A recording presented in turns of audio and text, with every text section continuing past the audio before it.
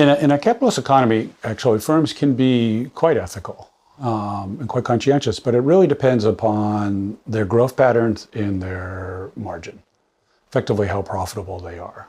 Because how profitable they are and how much power they have in the marketplace will dictate the conditions. And what you find is that in many sectors, there's different ways to operate. So the classic example is to look at Gap and Zara. So Gap is a big American retailer that's generally global.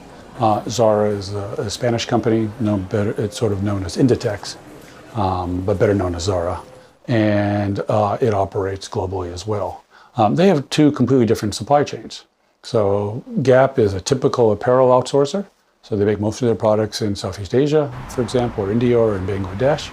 And they have very long supply chains. So it might take them a month or two to decide what they want to have for the season. It might take 4 to 6 months to build up the inventory and ship that into the distribution centers.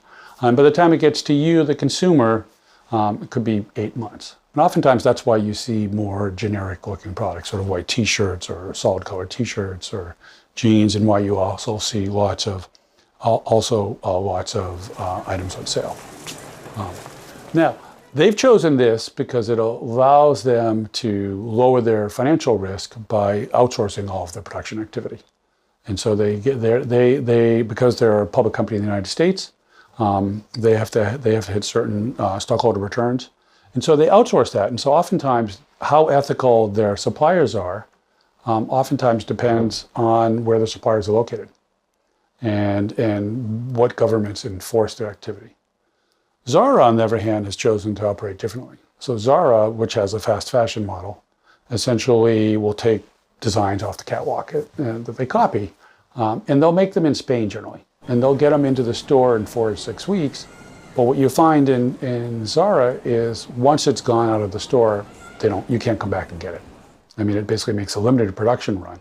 It has a higher cost of production because it's making it in a higher wage country, but has a completely different business model. So is that more ethical? Well, one could suggest that it's certainly going to lead to higher paying jobs. And it's going to lead to a company culture that's predicated around vertical integration, which leads to more learning, which leads to quicker turnaround. But it also relies upon the fact that Zara is good enough at this that they don't have to really advertise, say, opposed to Gap. So it has other places in its budget where it can go. And you'll find that generally these kind of models tend to be mediated by the kinds of capitalist economy that exists in countries.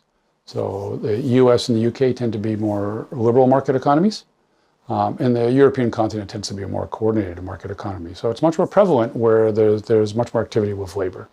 Whereas in the US and the UK, they're moving towards financial returns, and so they're going to generally outsource.